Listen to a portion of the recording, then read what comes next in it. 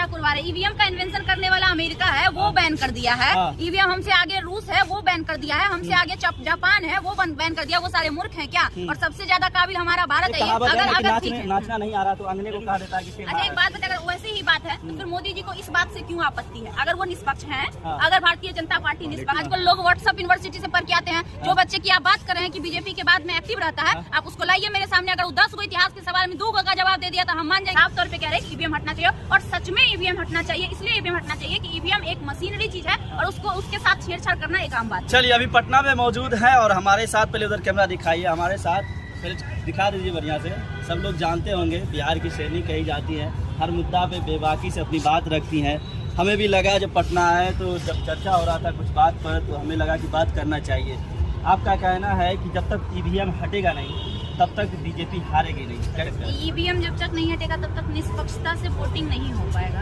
हम फेसबुक पर जब बीजेपी जब जीता था तो फेसबुक पे देख रहे थे कि अब सब रोना रोएगा ईवीएम का, वही हाल आप कर रहे हैं। नहीं, रोना रोएगा नहीं, ये बात हम लास्ट टाइम भी बोले थे। याद करिए 2020 में जब बिहार का विधानसभा चुनाव चल रहा था, लगभग 5 से 8 ऐसे कैंडिडेट थे जिनको जीत घोषित कर दिया था बाय वोटिंग। रैंकिंग नंबर जब निकल रहा था तो नंबर 1 पे था। इनफैक्ट हम जहाँ से बिलोंग करते हैं, पचवाड़ा जिले में भी सेव छाप जीता हुआ था, और 5 मिनट बाद पता चलता है सर्टिफिकेट सुरेंद्र मेहता जी को मिल जाता है, जो कि बीजेपी से थे। और एक वहीं पे नहीं, ऐसे 5 से 8 कैंडिडेट थे। हमारे पास आज भी वो लिस्ट मौजूद है जिसके साथ ऐसा हुआ था। तो जब हमारे बिहार में ऐसा हो सकता है, तो इस बात की क्या गारंटी है कि मध्य प्रदेश में नहीं हुई होगी? मध्य प्रदेश जो कि बहुत ज्यादा अभी भी पीछे है, चल रहा है। आपको नहीं लग रहा है कि मजाक उड़वा रहे हैं इस तरह का बोल के कि ईवीएम खत्म करिए? किस बात का मजाक उड़वा रहे? ईवीएम का इन्वेंशन करने वाला अमेरिका है, वो बैन कर दिया है।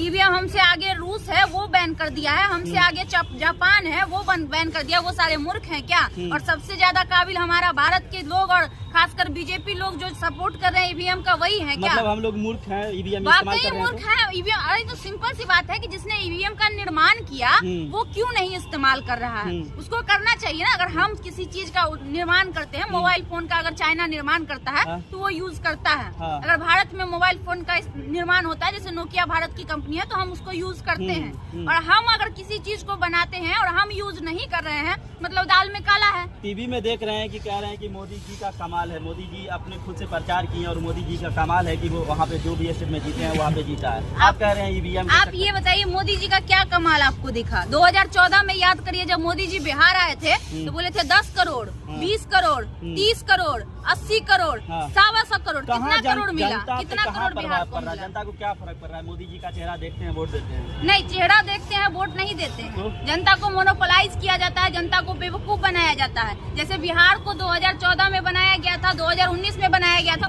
सिंपल सी बात है, जो झांसा उन्होंने बिहार को दिया था वही झांसा वहाँ पे जाके दिए होंगे। खेल तो जनता की है, ईवीएम का कोई खेल नहीं है। नहीं, जनता का खेल कैसे? उसमें ईवीएम का इनरोलमेंट है। अगर मान के चलिए किसी की सरकार बनती है और अगर थोड़ा बहुत का फासला हो, 5 विधायक का फासला हो, 8 विधायक का फासला हो, और अगला का बन रहा हो, तो चुटकी में बदल लेंगे वो अपनी तरफ। हम ऐसा तो नहीं है कि वहाँ पे 0 सन्नाटा कांग्रेस है। कांग्रेस का भी सीट आया है ना, चाहे एमपी की बात कर लीजिए, चाहे छत्तीसगढ़ की बात कर लीजिए, वहाँ पे नहीं आया है। ईवीएम का चक्कर रहता तो वो भी नहीं आना चाहिए था। तो ऐसा करेंगे तो फिर जनता समझ जाएगी ना। यही तो सबसे बड़ा गेम है। जनता को भी नहीं समझ देना। नहीं, वही तो चाहते हैं कि जनता को समझ में नहीं आए हमारा प्रोपेगेंडा। जीतने के लिए क्या चाहिए? अगर हमारे पास कुल 80 विधायकों की जरूरत है, अगर हम 40 से 1 ज्यादा यानी कि 41 ले आएंगे, हम जीत गए। और हमारा 38 आ रहा है, 3 कम रहा, हम कर देंगे खेला। खेला तो शुरू से होते आया, बिहार में शुरू हुआ था, उसके बाद लगातार होते आए, उन 3 राज्यों में भी खेला हो गया। टीवी में जो देखते हैं हम लोग, कहाँ इस तरह का बात कोई करता है? अच्छा एक बात बताइए, जिस मशीन को इंसान बना सकता है, क्या उस इंसान उस मशीन को बदल नहीं सकता है? बदल सकता उस मशीन में कुछ ऐसा चीजें नहीं फिट कर सकता जिससे चीजें कुछ और हो जाए? ऐसा तो नहीं है कि हार मतलब नहीं पचा पाते हैं तो बस कुछ ना। अच्छा एक बात बताइए, अगर नाचना नहीं आ रहा तो अंगने को कहा देता है कि। अच्छा एक बात बताइए, अगर वैसे ही बात है तो फिर मोदी जी को इस बात से क्यों आपत्ति है? अगर वो निष्पक्ष हैं, अगर भारतीय जनता पार्टी निष्पक्ष है, तो फिर उनको इस बात से क्या आपत्ति है कि ईवीएम फिर से आ जाना चाहिए? उनको भी आपत्ति नहीं होनी चाहिए जिस प्रकार से वो कह रहे हैं। तो हमको आपत्ति है क्योंकि ईवीएम मशीन है। अच्छा हमको आपत्ति है। कौन विरोध कर रहा है ईवीएम का? कौन विरोध कर रहा है? ईवीएम का कौन पार्टी कर रही है? सारी पार्टियां कर रही है, बीजेपी के अलावा कम्युनिस्ट पार्टी भी कर रही है। अगर कांग्रेस की बात कर ले वो भी कर रही है, राजद की बात कर ले वो भी कर रही है, जेडीयू की बात कर ले वो भी कर रही है। हर जगह विरोध हो रहा है, हर जगह, हमारे बिहार से लेकर हर जगह पूरा भारत में विरोध हो रहा है। कहाँ पे एगो रैली रैली हुआ, धरना हुआ ईवीएम को लेकर? देखिए रैली नहीं हुआ है, लेकिन जब भी किसी का अगर आप स्टेटमेंट सुनिएगा तो उनका कहना यही होता है कि इसको बैन किया जाए। एक बात बताइए, गैस का दाम बढ़ जाता है, प्याज का दाम बढ़ जाता है तो बीजेपी क्या करता है, हल्ला मचा देता है। आप भी देखें, पूरा हंगामा कर देता है। आप कह रहे हैं इतना बड़ा ईवीएम का दोष, तो ईवीएम को लेकर क्या लगता है? देखिए अब तक रोकने के लिए लोग अपनी बातें रख रहे हैं, अगर बातों से समझ में आ गया तो ठीक है, नहीं तो नौबत उसकी भी आएगी तो करेगा। किसान पहले बहुत प्यार से मोदी जी को समझाया कि जो आप बिल लाए वापस ले लीजिए, उन्होंने नहीं माना, वो धरने पर बैठे, लगभग 2 सब कुछ दिन धरने पर बैठे रहे। फाइनली मोदी जी को अपना किसान बिल वापस लेना पड़ा। उसके बीच में 17 को से 18 को किसान मौत के मुंह में भी चला गया था, अच्छे से आप जानते हैं। ईवीएम का भी अभी मुंह से विरोध हो रहा है, मुंह से इन द सेंस कि हम लोग बोल रहे हैं, हम हो चाहे अन्य पार्टी हो चाहे जनता हो, वो अभी बार बार कह रही है कि आप ईवीएम हटा दीजिए। अगर हटा दिए तो बहुत अच्छी बात है, नहीं हटा तो उसके लिए भी आंदोलन होगा। कितने दिनों से आपको लगता है कि ये ईवीएम को जब दोष दिया जा रहा है, चाहे आप हो चाहे कांग्रेस पार्टी हो चाहे कोई भी पार्टी हो, ईवीएम को दोष दिया जा रहा है 2014 के बाद से। हालांकि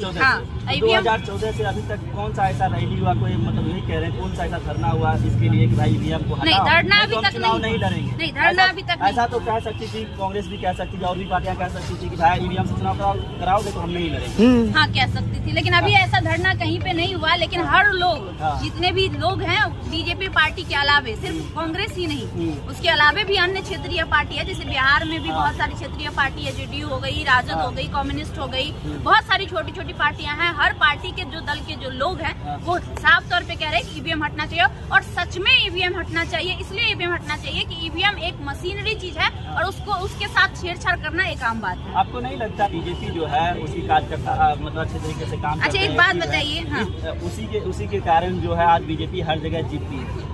कैसे आप एक्टिव मानते हैं बीजेपी के कार्यकर्ता को? दंगा करवाने में? अच्छा, दंगा करवाने में आप एक्टिव मानते हैं? धर्म में लड़ाई करवाने में आप एक्टिव मानते हैं? किस चीज में आप में एक्टिव मानते हैं? उन्होंने कहा कि बेरोजगार को हटाएंगे।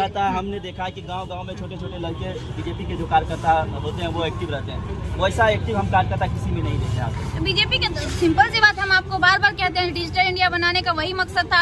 आजकल लोग व्हाट्सएप यूनिवर्सिटी से पढ़ के आते हैं। जो बच्चे की आप बात कर रहे हैं कि बीजेपी के बाद में एक्टिव रहता है, आप उसको लाइए मेरे सामने। अगर 10 को इतिहास के सवाल में 2 का जवाब दे दिया तो हम मान जाएंगे कि उसके अंदर जानकारी है। उसको व्हाट्सएप यूनिवर्सिटी से पढ़ाया जाता है, गलत बातें बताई जाती है, जो चीज कभी इतिहास में हुआ नहीं है, जो सच्चाई है इतिहास को उससे उसको छुपाया जाता है। पार्टियां क्यों नहीं इस तरह से करती है? वो भी पढ़ा है, वो भी लिखा है, वो भी एक्टिव कर। और पार्टियां विश्वास नहीं रखती है झूठ बोलने में। अच्छा। और पार्टियां फ्रॉड नहीं है। वो चाहती है कि जनता के दिल में अगर हम जगह बनाए तो सच्चाई के साथ बनाए, निष्पक्षता से बताए, निश्चल के साथ बताए। छलावा सब पार्टी में नहीं होता, छलावा कुछ ही लोगों में होता है। अभी अपने ही समाज में आप ले लीजिए, अगर आप 100 लोगों को खड़ा करिएगा तो उसमें 10 लोग छलावा वाले होंगे। लेकिन अभी भी 90% गाँव के जो लोग होंगे वो निश्चल होंगे और बहुत ज्यादा क्या कहते हैं उसको, आम आदमी होंगे जिसको आप आसानी से घुमा सकते हैं। अभी भी होते भोला, जिसको कहते हैं भोलापन।